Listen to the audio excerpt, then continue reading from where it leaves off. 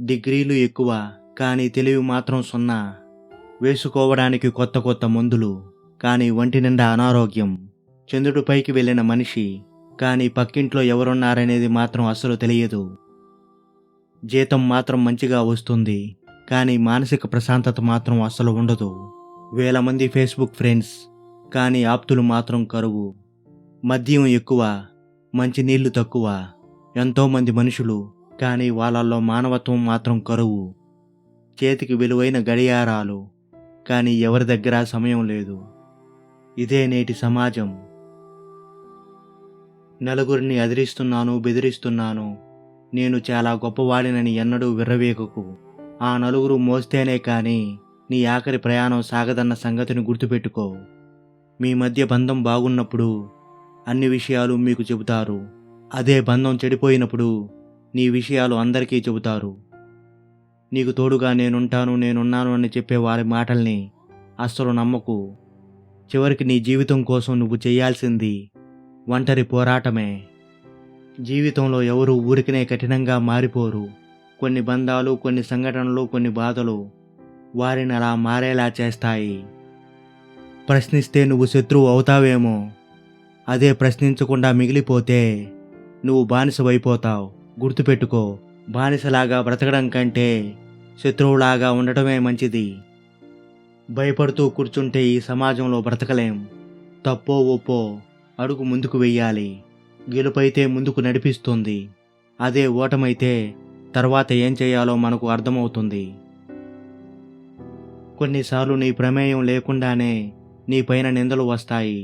ఎందుకంటే ఆ సమయంలో భగవంతుడు నీ ఓర్పు సహనాన్ని పరీక్షిస్తున్నాడని అర్థం చేసుకో. చూడడానికి చిక్కులుగా ఉన్నా ప్రయాణిస్తే సరైన మార్గం ఉంటుంది. లైఫ్ కూడా అంతే. ఎన్నో సమస్యలు చుట్టుముట్టినా అడుగు ముందుకు వేస్తేనే దానికి ఖచ్చితమైన పరిష్కారం దొరుకుతుంది. ప్రతి వ్యక్తి జీవితంలో ఓ వ్యక్తి తప్పక ఉంటారు. ప్రతి వ్యక్తి జీవితంలో ఓ వ్యక్తి తప్పకుండా ఇలా ఉంటారు. వారిని పొందలేరు, అలాగని వదులుకోనూ లేరు. వారితో మాట్లాడలేరు, కానీ మర్చిపోవడానికి కూడా సాధ్యం కాదు. వారిని కలుసుకోలేరు, అయినా తన జీవితం నుండి వెలివేయలేరు. శ్రీరాముడు అంతటి వాడికే హనుమంతునితో అవసరం వచ్చింది. మానవులం మనమెంత? నాకు ఎవరూ అవసరం లేదని విర్రవీగకు. కాలం చాలా శక్తివంతమైనది. రూపురేఖల్నే కాదు, చేతిలో ఉన్న రేఖల్ని కూడా మార్చగలదు. అమ్మ కొట్టిన దెబ్బలు, నాన్న ఇచ్చిన డబ్బులు, గురువు దిద్దిన తప్పులు, స్నేహితులు గుద్దిన గుద్దులు, ప్రేయసి పెట్టిన ముద్దులు, దేవుడికి మొక్కిన మొక్కులు జరిగినప్పుడు కంటే జ్ఞాపకాలుగానే బాగుంటాయి. లైఫ్లో నీ ఎదుగుదలను ఓర్చుకోలేని వారు ఎవరు అంటే వారు నీ చుట్టాలే. వారు నీ ఆనందానికి ఆనందపడరు, నీ బాధకు ఆనందపడతారు. కష్టపడి పని చేయడానికి ఎప్పుడూ సిగ్గుపడకండి. ఎందుకంటే మనం సమాధానం చెప్పుకోవాల్సింది మనపై ఆధారపడిన వాళ్ళ ఆకలికి మాత్రమే, అంతేకాని మనల్ని చూసి హేళన చేసే వారికి మాత్రం కాదు. ఎంతమంది దీనికి రిలేట్ అవుతారు? ఈ సంవత్సరం ఎలాగైనా అప్పు కట్టాలన్న టెన్షన్ ఒకవైపు, ఇంటికి దూరంగా ఉన్నానన్న బాధ మరొక వైపు, నా జీవితంలో నేను దేనికోసం దేన్ని కోల్పోతున్నానో తెలియని వేదన మరొక వైపు. నీవు భయపడి వెనకడుగు వేస్తున్న మార్గంలోనే నీకు కావలసిన దాన్ని దాచిపెట్టి ఉంచుతుంది జీవితం. ధైర్యంగా ముందుకెళ్ళి సాధించుకుంటావో, భయంతో వెనకడిగేసి దాన్ని కోల్పోతావో, అంతా నీ చేతుల్లోనే ఉంది. వేరే వాళ్ళు చిన్నచూపు చూస్తున్నారని మనకు నచ్చిన పని చేయడం ఆపేస్తామా? నేడు చేస్తున్న పని చిన్నదో పెద్దదో అదే రేపటి రోజున మన విలువను పెంచుతుంది. దాని విజయమే అందరి నోర్లు మూయిస్తుంది. గడిచిపోయిన సంవత్సరం మనకు 3 పాఠాలు నేర్పింది. 1. డబ్బు ఎలా ఆదా చేసుకోవాలి. 2. నిన్ను ప్రేమించే వాళ్ళను ప్రేమించాలి. 3. ఎవరిని అతిగా నమ్మకూడదు. నువ్వు చేసే పోరాటం కసితో ఉండాలి, అంతేకాని కన్నీటితో కాదు. కళ్ళతో చూసిన ప్రతిదీ నిజమనుకోవడం తప్పు. చెవులతో విన్న ప్రతి మాట సత్యమనుకోవడం ఇంకా తప్పు. చూసింది విన్నది నిజమని గుడ్డిగా నమ్మేయడం, దానితో ఒకరిపై ఒక అభిప్రాయానికి రావడం అన్నిటికన్నా పెద్ద తప్పు. కష్టపడండి, కలలు కనండి, ఆ కలలను నిజం చేసుకోండి. విజయాన్ని పొందాలంటే ప్రణాళిక అవసరం.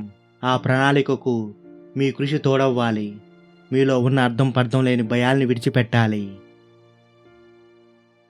ఈ 4 ప్రదేశాల్లో మీరు అస్సలు సిగ్గుపడకండి. మీ అవసరానికి డబ్బు అప్పుగా లభిస్తున్నప్పుడు దాన్ని తీసుకోవడానికి మీరు ఏమాత్రం సిగ్గుపడకండి. ఆహారం తీసుకోవడంలో సంకోచించకండి. జ్ఞానాన్ని పొందేందుకు సిగ్గుపడకండి. అభిప్రాయాన్ని వ్యక్తపరచడానికి సందేహించకండి. నువ్వు నీ జీవితంలో పైకెదగడానికి 7 ముఖ్యమైన సూత్రాలు.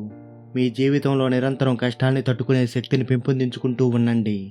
ప్రతి మనిషిని గౌరవించండి. మీ మాట తీరులో సరళత్వం, మృదుత్వం ఉండేలా చూసుకోండి. కోపం వచ్చినప్పుడు కూడా సహనంగా ఉండండి. ఓటమి కలిగినప్పుడు కృంగిపోకుండా ఉండండి. తిరిగి మళ్ళీ ప్రయత్నించండి. నీకున్న దాంట్లోనే ఎదుటి వారికి సహాయం చెయ్యండి.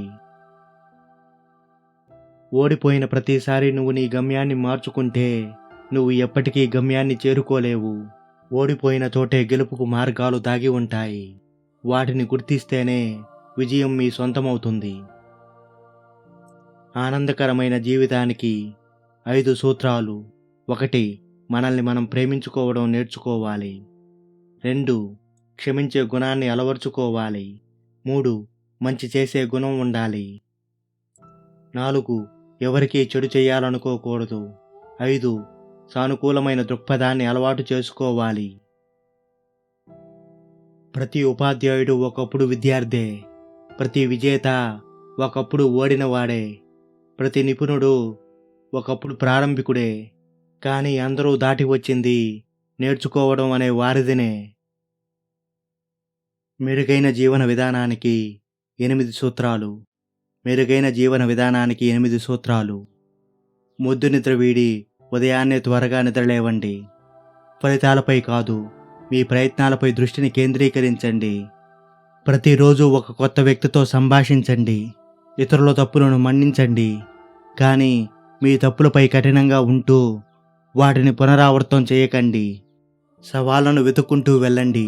నిత్య విద్యార్థిగా ఉంటూ ప్రతిరోజు కొత్త విషయాల్ని నేర్చుకోండి. మీ మానసిక ప్రశాంతతను దెబ్బతీసే వ్యక్తుల్ని మీకు దూరంగా ఉంచండి. మీ నియంత్రణలో లేని విషయాల గురించి అతిగా ఆలోచించకండి. పిలవకపోతే అస్సలు వెళ్ళవద్దు. చెప్పకపోతే దాని గురించి అస్సలు అడగవద్దు. ఆలస్యంగా చెప్పినా దాని గురించి అస్సలు పట్టించుకోవద్దు. ముఖ్యమని భావిస్తే ముందే చెబుతారు. చివర్లో చెప్పారంటే వద్దనుకున్నారని అర్థం. చేతిలో రూపాయి లేకుండా నడి రోడ్డు మీద నిలబడిన రోజు నిన్ను నువ్వే నమ్ముకోవాల్సి వస్తుంది.